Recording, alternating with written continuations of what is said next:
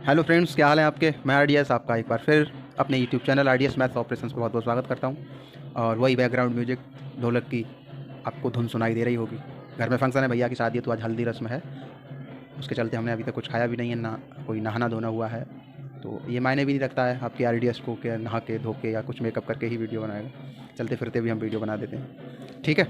और आज इस वीडियो में क्या है, क्यों मैं आया हूँ आपके सामने, उसका मेन रीज़न ये है कि बहुत क्वेश्चंस पूछे जा रहे थे, जैसे कि ग्रुप में भी क्वेश्चंस चल रहा था। तो मेरे फ्रेंड्स ये पूछ रहे थे मुझसे कि जो यूपीपी में सिलेक्टेड है मेरी तरह, कि मार्च में जो एक्स्ट्रा वेतन मिलता है क्या वो मिलेगा। और जिन्होंने बाहर ड्यूटी की है चुनाव के टाइम या कैसे भी ड्यूटी की है बाहर, तो उनका जो डीए बन रहा था क्या वो मिलेगा डीए, क्योंकि मार्च में ही वो टेक्निकली रिजाइन दे के निकल जाएंगे, है ना। और जो ट्रेनिंग होनी है वो होली के बाद शुरू होगी। तो कुछ लोग तो होली से पहले ही अपना रिजाइन देंगे, कुछ का सभी लोग होली करना अपने घर पे चाहेंगे, है ना। तो हम अगर मार्च में 6-7 तारीख में अगर रिजाइन देते हैं, तो मार्च में ही हमने 6-7 तारीख में रिजाइन दे दिया, तो क्या हमें एक्स्ट्रा वेतन मिलेगा या नहीं मिलेगा। और हमारा डीए जो बन रहा है वो मिल जाएगा रिजाइन देने के बाद भी या नहीं मिलेगा। और एक क्वेश्चन था कमेंट में कि एनओसी के बगैर अगर हमने हमने एनओसी नहीं ली है तो क्या टेक्निकली रिजाइन हो पाएगा या नहीं हो पाएगा। ये सारी बातें, ये क्वेश्चंस हैं। ये क्वेश्चन के जवाब आपको हम वीडियो में देंगे, तो आप वीडियो में बने रहिए, ठीक है।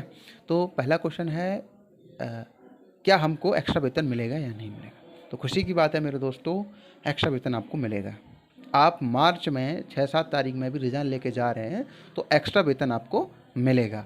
क्या है कि एनुअली जो इनकम होती है, एनुअली जो सैलरी आपकी, जैसे जैसे वार्षिक से देखा जाता है, एक साल कब से कब तक, है ना। तो आपने कराधान पढ़ा होगा, है ना। तो कराधान में जो साल काउंट की जाती है उसके हिसाब से बनता है।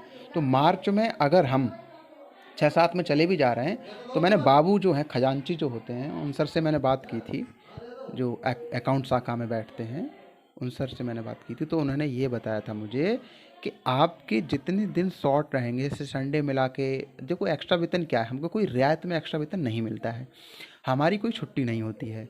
तो जैसे कि संडे एक महीने में 4 होते हैं, तो एक साल में 12 चौक 48 संडे हो गए। तो ऐसे कुल मिला के एक महीना एक्स्ट्रा हो जाता है, तो उसका वेतन दिया जाता है।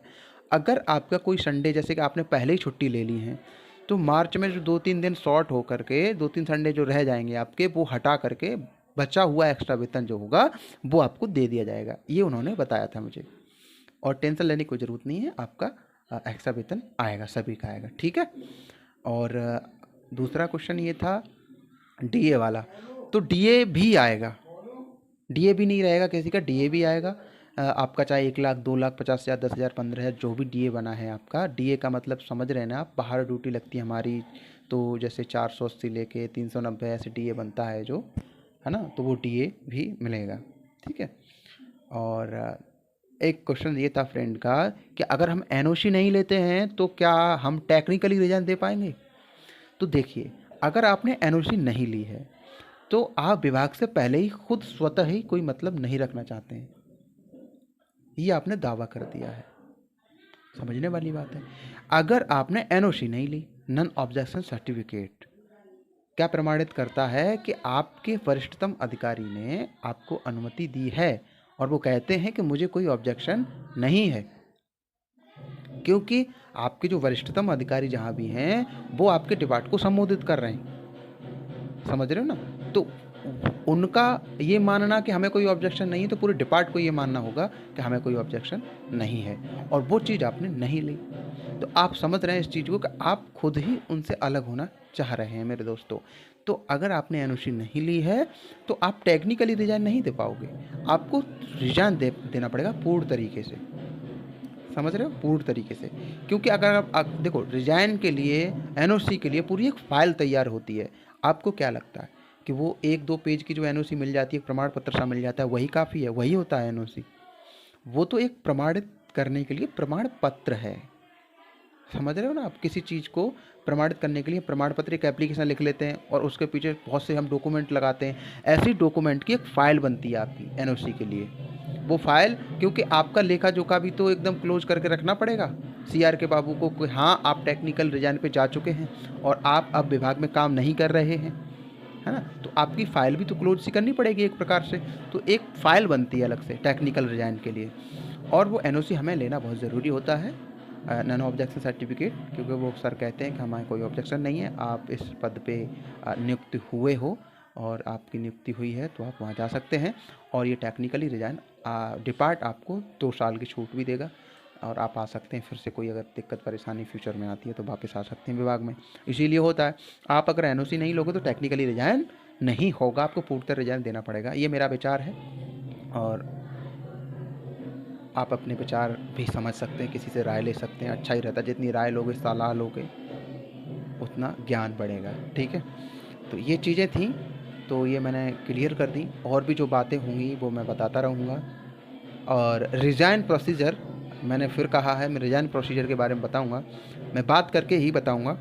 और क्योंकि रिज़ाइन देने में भी समय है, वक्त है, और रिज़ाइन कितने दिन में हो जाता है, थोड़ा सा समय भी लगता है, 4-5 दिन लग जाते हैं रिज़ाइन की क्लियरेंस कराने में पूरा, है ना, इस तरीके से। तो अब हम नेक्स्ट वीडियो में मिलेंगे, तब तक के लिए जय हिंद, जय भारत। अपने आरडीएस को और अपने इस यूट्यूब चैनल को बहुत सारा प्यार दीजिए, ढेर सारा प्यार दीजिए। और देखिए हमारे पीछे घर में भी व्हाइट बोर्ड लगा हुआ है, ये हमने व्यवस्था कर रखी है कि जब चाहे तब हम स्टडी से संबंधित आपको समझा सकें। और बहुत से फ्रेंड्स ऐसे हैं जो मुझसे बहुत जीनियस और बहुत ज्ञान भी रखते हैं, तो मैं उनके छोटे भाई की तरह हूँ। लेकिन मैं किसी को सलाह भी दे सकता हूँ, जैसे कि कांस्टेबल की वैकेंसीज आने वाली हैं, वो लोग जो तैयारी कर रहे हैं उनके लिए समझाने के लिए हमने व्हाइट बोर्ड लगा रखा है। स्टडी से संबंधित तो मैथमेटिक्स भी पढ़ाता हूँ, उससे संबंधित भी वीडियो बनाता हूँ। तो अभी मुझे वक्त नहीं मिल पाया, घर पे मैं आ गया हूँ, और ट्रेनिंग पे जाऊँगा तो ट्रेनिंग से संबंधित सारी चीज़ें मैं बताता रहूँगा, कैसे क्या ट्रेनिंग होती है।